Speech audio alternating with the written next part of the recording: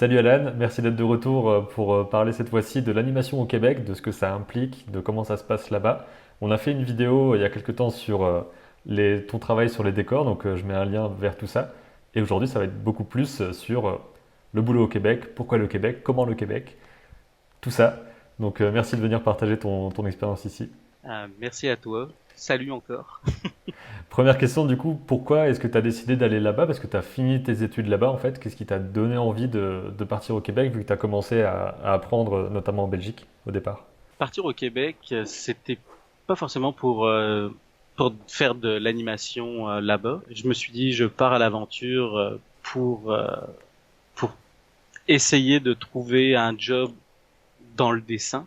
Mhm. À la base, je pensais devenir prof. Ouais. C'était les premières idées que j'avais eues, devenir prof de dessin, partir là-bas, faire mon bac en art là-bas. Le bac, c'est la licence Ouais. française. Euh, Finalement, comme je t'ai dit dans l'autre vidéo, j'ai découvert le concept art et tout ça. Puis donc, ça m'a donné envie de me lancer vers le concept art. Puis le concept art, j'ai découvert le monde de l'animation par la suite en faisant plusieurs cours.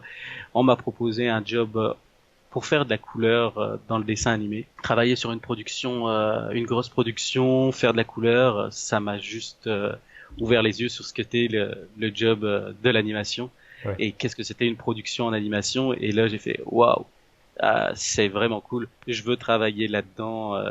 C'est c'est beaucoup de métiers et c'est beaucoup à apprendre. Ouais. Ouais. Bah, justement, là, on a parlé dans l'autre vidéo des différentes productions que tu as faites. Et je me demande un petit peu comment ça, si tu as des choses à nous dire sur les productions qui se passent au Québec en particulier, parce que je sais que, par exemple, il y a des productions en 3D notamment qui sont basées aux États-Unis, mais qui ont des sortes de succursales au Canada, version, enfin côté anglophone, pour faire certaines parties. Est-ce que le Québec a aussi ses productions à lui, ou est-ce que c'est vraiment juste des sous-traitants d'autres productions? En fait, au Québec, il y a beaucoup de studios de FX. Effets Par spéciaux, ok. exemple, les effets spéciaux de Game of Thrones ont été faits à Montréal. Ceux des films de X-Men sont faits à Montréal. Il y a aussi des gros studios à Montréal. Donc, la production est beaucoup faite là-bas. Les studios, il y a trois sortes de studios au Québec en animation. Il y a les studios qui font donc des FX on peut considérer ça comme de l'animation. Mhm. On a les studios qui font que des commandes qui viennent de l'extérieur, ils font de la sous-traitance ou alors ils en fait c'est ça, c'est pratiquement que de la sous-traitance. Par exemple Bob l'éponge a été fait pendant longtemps à Montréal. D'accord. La nouvelle série de Marvel What If qui Ouais. sort sur Disney+, elle est faite à Québec.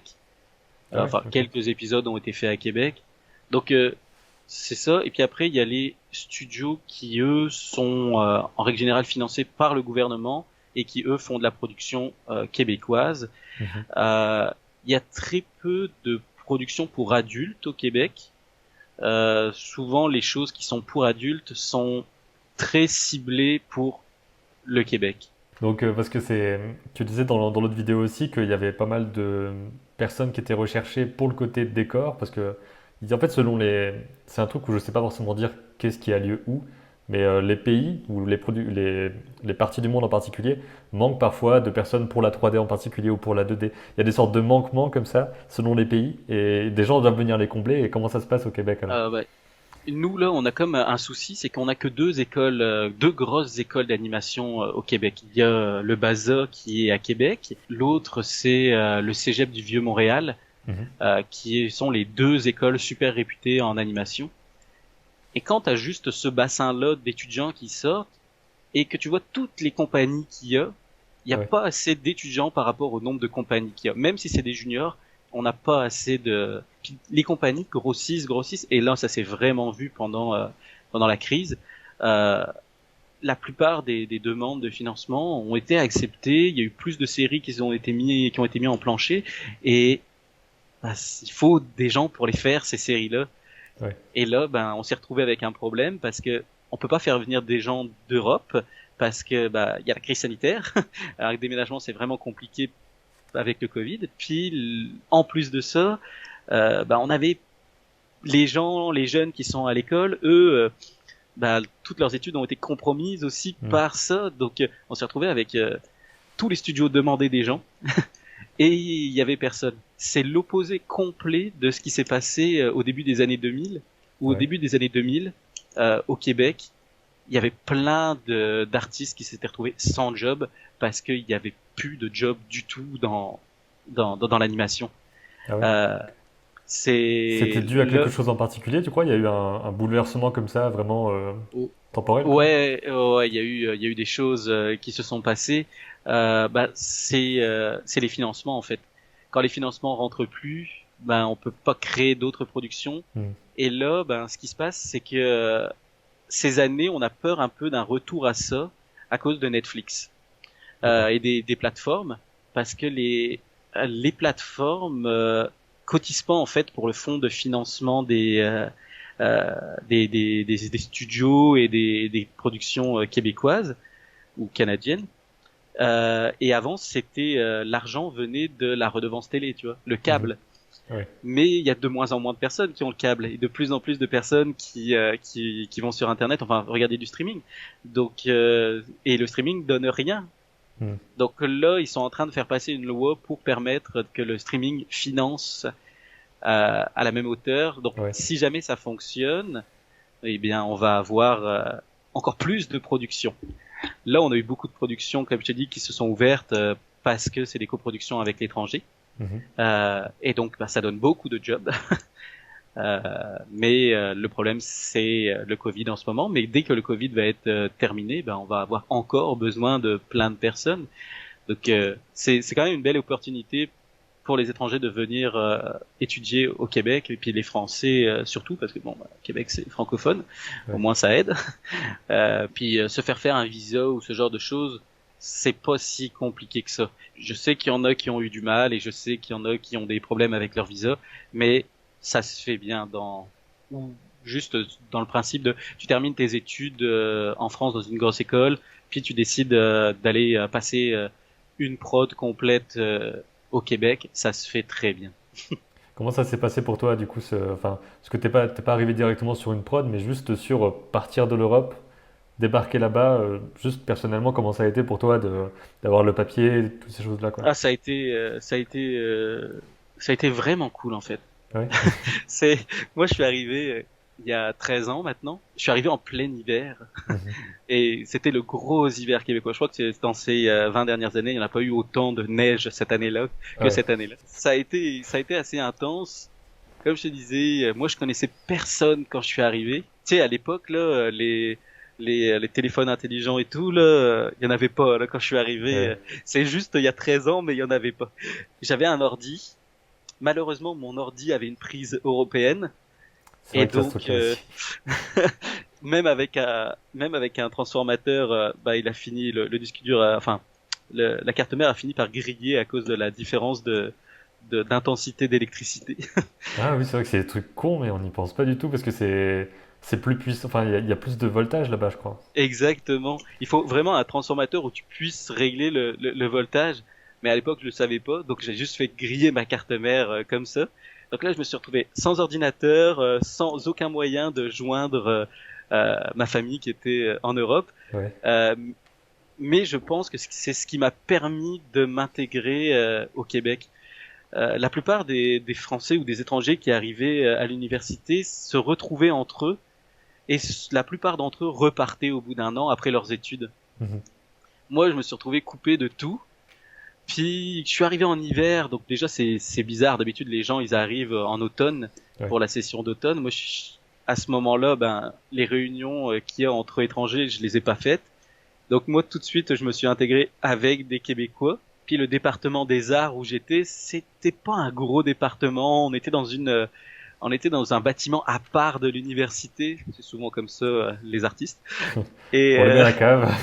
exactement, on avait notre propre bâtiment et la plupart des gens, des autres, des autres cours, enfin ceux qui étaient en médecine ou quoi, pensaient que c'était le bâtiment pour les personnes qui faisaient l'entretien de Ouais, l'université. carrément. Mais c'est ça. Donc on a fini par tous se connaître assez vite dans le département des arts. On était peut-être 200 en tout, puis on avait tous des cours ensemble, tu sais, c'était je garde quand même des très bons contacts avec toutes les personnes que j'ai rencontrées à cette époque-là, même si aujourd'hui j'en ai rencontré beaucoup d'autres et que j'ai fait ma vie après ça, là, parce que ça remonte quand même à 10 ans que j'ai quitté cette université-là, donc. T'as pas forcément eu d'expérience du coup professionnelle en France ou en Belgique, mais est-ce que tu vois quelle différence il pourrait y avoir dans la, le travail en fait en général? Dans l'animation en particulier, mais la mentalité peut-être des choses, la façon de produire ou quoi, il y a peut-être des différences que tu as pu sentir. Je pense que pour les gros studios, ça doit être à peu près pareil Mhm. en Europe qu'ici. Par rapport aux petits studios, je sais pas comment ça se passe en Europe, mais nous, c'est vrai qu'on a une mentalité où les gens sont vraiment très proches et c'est ça qui est bien, c'est la proximité des gens, le contact humain. Je sais pas comment ça se passe en Europe pour ça, mais et ni si ça se passe comme ça dans tous les studios, mais je Mhm. sais que moi, c'est un indispensable, le contact humain. Il y a peut-être une autre façon aussi d'apprendre l'animation, d'apprendre les métiers d'animation, qui est, nous, tu sais, on dirige tout le monde vers Harmony, par exemple. Mhm. À l'école, les jeunes, ils apprennent Harmony pour pouvoir travailler dans le milieu du travail. Toutes les compagnies utilisent Harmony. Parce que c'est En surtout de la Europe, série aussi peut-être qui est faite là-bas et c'est plus du long métrage qui est fait en France éventuellement, je suis pas sûr, mais exactement, exactement. Il y a peu de longs métrages qui sont faits ici. Et ouais, les longs métrages qui sont faits en 3D ici. d'accord. Donc c'est ça. Comme on fait de la série, Harmony, c'est parfait. Et en termes de quantité de travail, comment est-ce que ça se passe dans les studios dans lesquels tu as été? Juste de rythme en fait, de quotidien et tout ça. Alors là, c'est un peu différent d'en France. Là, c'est sûr. Nous, c'est du 40 heures par semaine. Ouais, donc ça c'est vraiment la base 40 heures quoi. Exactement. Ok. Si tu veux faire des heures supplémentaires, il faut que tu dépasses tes 40 heures. Ça, c'est une obligation. Donc, c'est-à-dire que tu fais pas ton 9h30, 5h30. Hmm. Parce que ça marche pas, ça fera pas 40 heures. Il faut que tu arrives à 9 heures du matin et donc tu partes vers 5h30, 6 heures. Ouais, Euh, dès que tu tombes dans les heures supplémentaires, tu as deux choix. Soit tu les mets en banque, et donc dans ce cas-là, tu seras pas imposé, enfin tu seras moins imposé dessus. Soit tu les prends au taux, taux des heures supplémentaires qui est 1,5 de plus. ok. Donc ça peut être bien des fois quand on a besoin d'un petit coup de pouce financier de faire des heures supplémentaires. Sur beaucoup de prod, tu vas te retrouver à faire des heures sup. Hein. Mhm. C'est la réalité dans nos jobs, que ce soit en animation ou en jeu vidéo. Les moments de crunch, t'en as. Ouais, Euh, Quand j'ai commencé à travailler, je me souviens que j'ai eu des semaines de 50 heures, plusieurs semaines de suite et plus que 50 heures même. Mais en règle générale, les studios essayent d'éviter ça. Déjà, eux, ça leur fait perdre de l'argent. mhm. Puis en même temps, bah, ça épuise les artistes. Il y a des artistes que j'ai connus qui sont partis en burn-out à cause d'une prod complète du début à la fin, juste avec de l'over. Là. Donc c'est pas possible Ouais, donc sous de tenir pression comme tout ça. le temps quoi. Ouais. Ouais. Mais en règle générale, comme je t'ai dit, les studios essayent de pas faire ça. Ils essayent vraiment euh, de tout prévoir en amont, faire une vraie pré-prod Mhm. pour que y ait tout qui soit déjà prêt quand on arrive. C'est sûr que il y a des moments où il va y avoir euh, des, des, des, des choses qu'on n'aura pas prévues là, mais c'est comme ça dans toutes les prods et dans Ouais. tous les métiers sans doute. Et tant qu'on est sur le côté rythme de travail et tu as parlé un petit peu du côté financier, tout ça, comment est-ce que ça se passe? Quel est ton statut et quels sont les statuts à ton avis possibles pour travailler dans l'animation? Est-ce que vous êtes employé ou des choses comme ça? Et quelle est la rémunération de base? Est-ce qu'il y a des standards? Comment ça se passe Ouais, quoi? ouais, bah il y a des standards. Le En fait, quand tu commences dans n'importe quelle compagnie, que t'es junior, en règle générale, pas pour l'animation, parce que l'animation c'est un peu différent. Mhm. L'animation, la plupart des compagnies, quoique ça change beaucoup en ce moment, les gens sont payés au frame. D'accord. Donc, si tu fais, techniquement, si t'as ton bon quota de frame, tu vas être payé mieux que quelqu'un qui serait au layout ou à la couleur, par exemple. Donc ça dépend du nombre d'images qu'il y a à faire dans ton plan quoi. Exactement. Ok. Donc t'es payé au frame. Mais pour quelqu'un qui commence à la couleur ou au décor ou au design et tout, les salaires sont à peu près semblables. C'est entre 16 et 18 pour commencer quand t'es junior.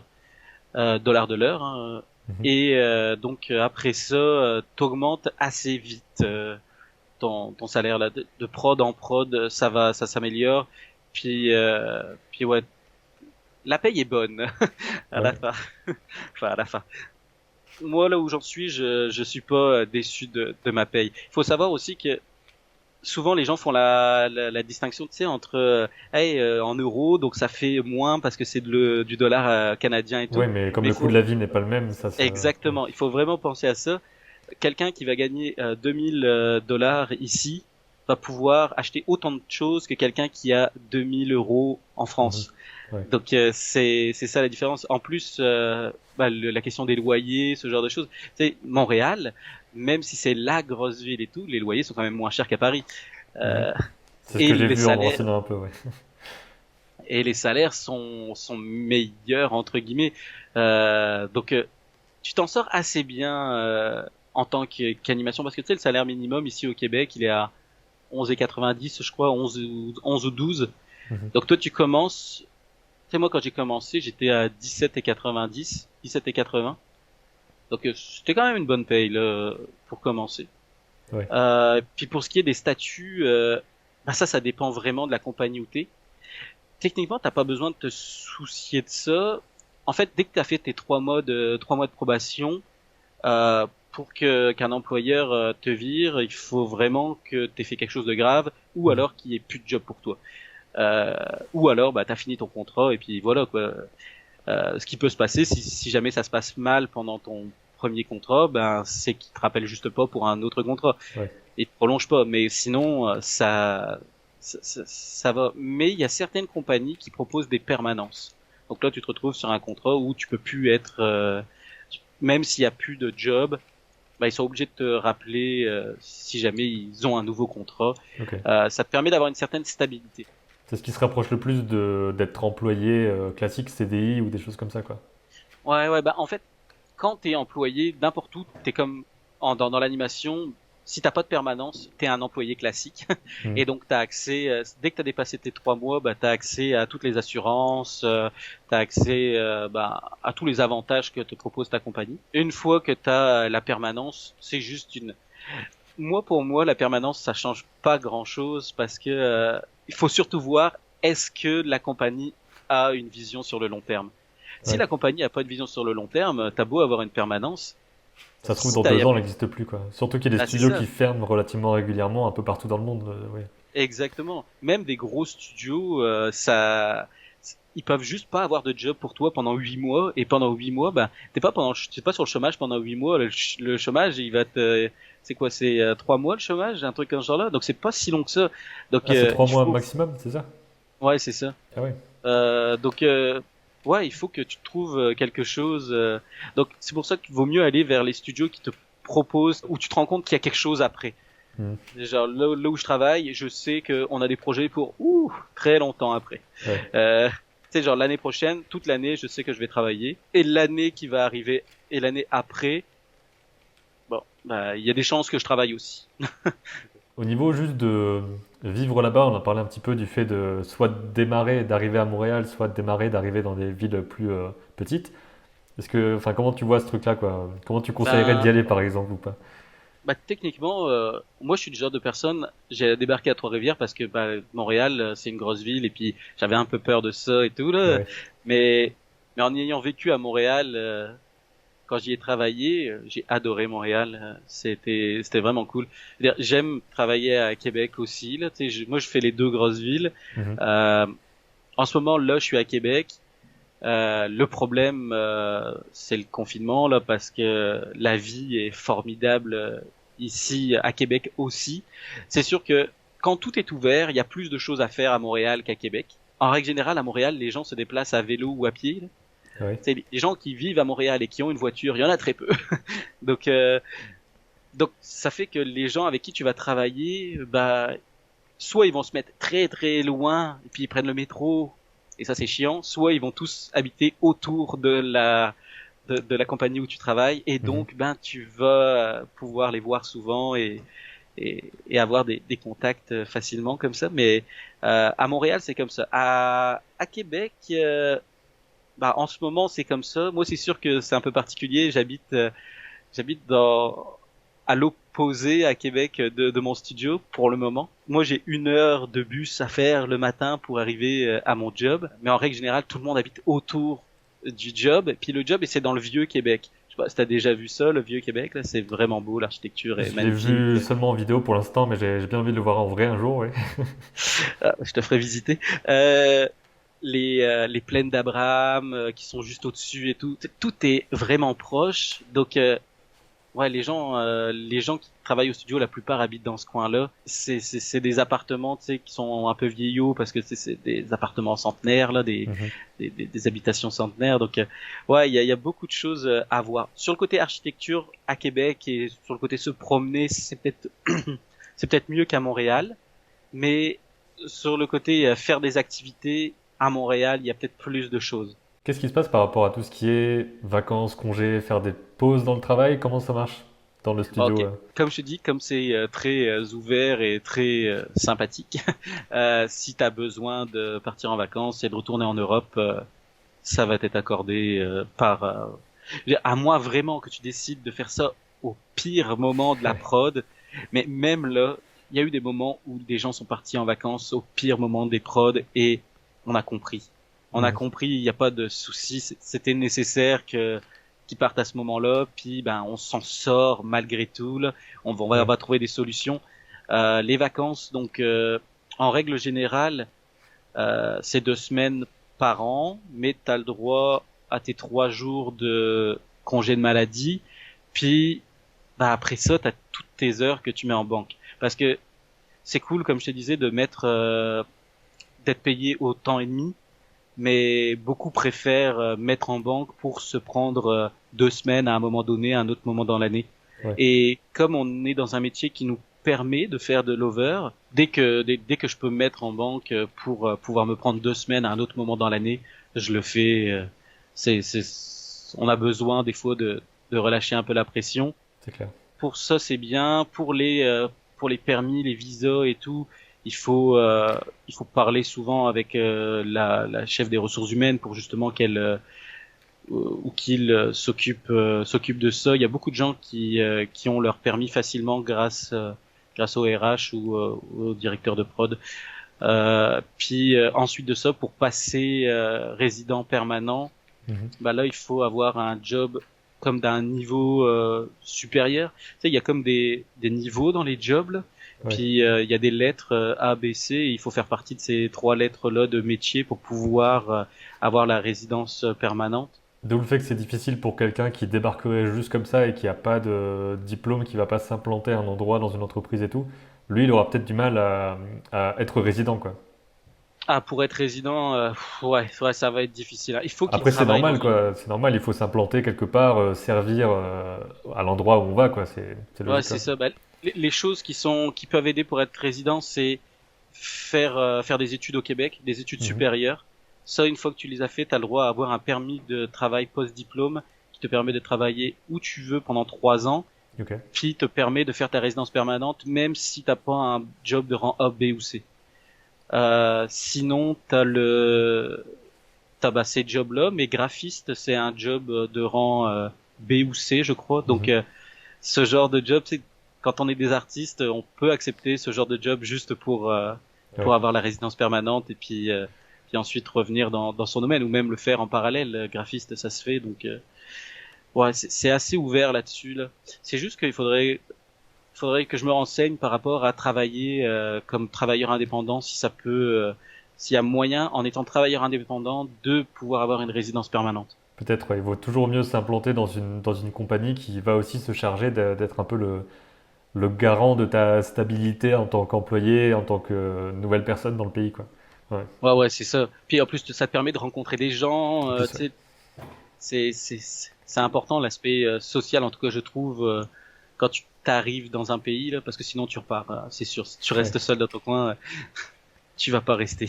Et est-ce que tu connais un petit peu comment se passe le milieu de l'animation aux États-Unis et dans la partie Canada, tout ce qui est Vancouver, tout ça? Est-ce que tu as un peu des infos là-dessus et sur Ouais, les différences et tout ça? ouais, ben c'est vraiment beaucoup, enfin c'est vraiment très proche. En tout cas au Canada anglophone là, Mhm. c'est pareil parce que les financements viennent du même endroit. C'est la chaîne Radio Canada, donc c'est de là que viennent les financements. Bon, c'est sûr que eux aussi ils ont des prods qui font en coprod avec les États-Unis ou l'Europe. Mhm. Aux États-Unis, ils ont beaucoup de prods qui sont en fait, c'est le modèle américain. Le modèle américain, que ce soit au Canada ou aux États-Unis, ça reste à peu près pareil. C'est sûr qu'aux États-Unis, ils ont beaucoup de financement privé. Ouais. Ça aide vraiment. Le problème d'un financement privé, c'est que ben, tu peux perdre ta vision de créateur dessus sur ton projet. C'est plus compliqué euh, de vouloir créer quelque chose. Oui, c'est ça. Comme Nickelodeon, par exemple, ils peuvent te financer pour ton projet et tout là, mais Mhm. tu perds tous les droits dessus. Donc, Ouais. est-ce que tu es prêt à faire ce genre de sacrifice? C'est toujours une question. Tandis que au Québec, ça va être l'État qui va te financer pour ta série, mais tu peux toujours garder les droits, par exemple, sur les produits dérivés ou ce genre de choses. Donc, Mhm. le Canada a cette petite différence, mais aux États-Unis, c'est sûr que le marché est plus capitaliste, donc c'est plus les fournisseurs, les investisseurs privés. Ça peut être positif parce que ça permet de faire aboutir des séries. Ouais. Tu sais, il y a plus de séries qui sont produites aux États-Unis qu'au Canada. C'est normal, il y a plus d'argent. Mais c'est ça, tu perds beaucoup de choses. Il y a des pour et des contre pour Ouais, ouais. tout. Hein. En Europe aussi, il y a des financements qui sont difficiles à avoir. On a vu ça avec Last Man, etc. Là, donc, Est-ce que tu connais des gens dans les studios dans lesquels tu as travaillé, tout ça, qui font un peu des ponts, qui vont sur des prods aux États-Unis, puis ensuite reviennent, ou des choses comme ça? Enfin, il y en a qui migrent un petit peu dans les studios différents? oui, oui, oui, toujours, Ouais. toujours. C'est le propre de notre métier, je pense, hein, de pouvoir voyager entre guillemets, mais de pouvoir se permettre de, de- d'aller d'un studio à l'autre. J'en ai connu qui sont partis aux États-Unis, Mhm. à Los Angeles par exemple. Des Français qui viennent ici font des ponts entre des compagnies françaises et des compagnies d'ici. Ils travaillent 3 mois, enfin ils font leur prod ici, ensuite ils retournent dans un studio en Europe, ils font une prod, ensuite ils reviennent ici, ils refont Mhm. une prod. T'acquiers comme une compétence de travail sur Harmony que tu peux amener en Europe. Et il y a beaucoup de studios en Europe qui commencent aussi à travailler sur Armo, donc ça, c'est sûr que c'est un peu bête parce que c'est juste un logiciel, mais Mhm. ça reste que ce logiciel est le plus utilisé, donc Il faut toujours c'est connaître les gros standards de notre industrie dans tous les cas, parce que ça, des fois, si tu le connais pas, des productions qui sont vraiment trop courtes ou des choses comme ça, ils vont juste pas pouvoir te prendre parce que tu le connais pas, il faut vraiment travailler tout de suite. Mais certaines te forment aussi, comme tu as dit. exact, exact. Moi j'étais étonné par exemple à Montréal, il y avait une prod qui était faite au complet sur Unity. Ah ouais? Je m'attendais vraiment pas à ça là. Et puis c'est une grosse prod en plus. Hein. La prod de Tom Sawyer là, Ouais, c'est fait sur Unity. C'est une exception, je pense, au c'est Québec, incroyable. ça, parce que tout le monde tourne sur Armo et eux, ils ont décidé ça. C'est pas forcément évident de changer, ça c'est pareil, c'est par rapport au financement et tout. Puis surtout, faut former une nouvelle équipe sur des nouveaux trucs. Enfin, J'ai vécu là un passage d'un logiciel à un autre et ouais, c'est le c'est chaos. beaucoup. C'est pendant une prod là, c'est beaucoup de stress et beaucoup de job pour y arriver. On a bien réussi, mais Ouais. c'était un gros challenge. C'est ça, parce qu'il faut que tout le monde puisse être aussi efficace que d'habitude tout en prenant des nouveaux automatismes. Et c'est super dur. Mais en même temps, c'est pas vraiment. Je sais pas s'il y a parfois des moments entre prod où c'est le moment de former tout le monde. Je pense que ça se fait souvent Ouais, pendant la prod, quoi. Enfin, bah en fait, dans un monde parfait, on voudrait le faire bah entre ouais, prod, c'est ça. mais en fait, on s'est rendu compte qu'il y avait un petit problème, c'est que certaines personnes aussi étaient pas aptes, enfin pas aptes, pas réceptives à apprendre un nouveau logiciel. Donc Mm. des fois, ça crée des petits problèmes parce que t'as pas envie de te séparer de quelqu'un, mais cette personne, on fait un changement de logiciel et on a besoin que cette personne passe sur ce logiciel-là. Ouais. Donc souvent, ben, la personne part d'elle-même. Ceux qui payent, Ouais. ceux qui payent aux États-Unis, là, surtout sur Netflix, là, ils ont tendance à penser que, ok, on a réussi à finir une série en 5 mois, donc l'épisode, la saison suivante, eh ben, on va la finir en 4 mois. Ah oui, le côté toujours plus restreint parce que si on a réussi, hop, hop, hop, puis un jour ça fera en un mois quoi. C'est ça. On n'a pas réussi, bien entendu, Ouais, mais c'est ça qu'ils pensent. Et des fois, t'es genre confronté à ce genre de choses où tu répètes inlassablement, jamais on va y arriver. Ce n'est pas possible. On ne peut pas y arriver. Même si on rajoute des gens dans l'équipe, on n'y arrivera pas. ouais, ouais. Mais il y a des obligations derrière et et on doit faire. C'est ça. Bah, d'où le fait qu'il y a de toute façon des compromis, des optimisations qui sont faites selon les projets où pour aller plus vite, on va, je sais pas, par exemple, ne pas mettre d'ombre à certains endroits, ou ne pas ombrer les personnages, ou alors passer sur du vecto complet, ou réutiliser beaucoup, beaucoup. Enfin, il y a toujours des compromis dans tous les cas, je pense, à ce niveau-là, quoi. Dans mon job, c'est tricher sur la perspective. Ouais, Au BG, souvent ça arrive qu'on on triche sur certaines perspectives pour justement accélérer et aller plus vite pour faire certains BG. Tu sais, mm, on fait de la réutilisation. On devrait être de trois quarts, maintenant on va juste faire un petit extend et on va tourner un petit peu le BG pour ouais, ça sera ouais. pas complètement de trois quarts. Il y a cette fierté quand même à la fin quand t'as terminé, juste d'avoir ton nom dans le générique là. Mm. T'es quand même fier de ça là. Même si t'as passé des mauvais moments sur la série, des heures sup et tout là, à la fin t'es quand même c'est quand même cool. Est-ce que tu as quelque chose que tu voudrais dire encore sur travailler au Québec, vivre au Québec, ou même que tu voudrais éventuellement dire à des gens qui voudraient y aller, ou des choses comme ça, des choses auxquelles on pense pas forcément? Si vous venez travailler au Québec, il y a du job, ça c'est sûr. Il y aura sans doute plus de jobs pour vous en tant qu'animateur ou animatrice Mhm. qu'en tant qu'artiste BG ou quoi, mais il y a du job, même dans ces jobs-là. Je pense que c'est un bon premier pas dans l'animation de passer par le Québec. Je veux Ouais. dire, si jamais tu veux en apprendre après plus sur les techniques et la façon de travailler un peu partout dans le monde, ben voyage et apprends des choses. Mais les trucs qui vont te permettre de devenir acteur du milieu, Mhm. au Québec, tu vas vite les avoir. Du moment que ton portfolio est bon, là, les études que t'as fait, ton diplôme, on s'en fout un peu. Moi, Ouais. quand je vois passer des gens, quand on me fait passer des portfolios, je regarde jamais qu'est-ce que Le la CV personne ou a des choses comme ça. fait comme étude. Je veux juste savoir si la personne sait faire ce que je vais lui demander. Et ça fonctionne assez souvent. De toute façon, c'est le test qui va faire en sorte que la personne sera engagée ou pas. C'est Mhm. le reste, le portfolio, c'est OK, on accepte que tu fasses le test. Ensuite, le test va tout Ouais. déterminer.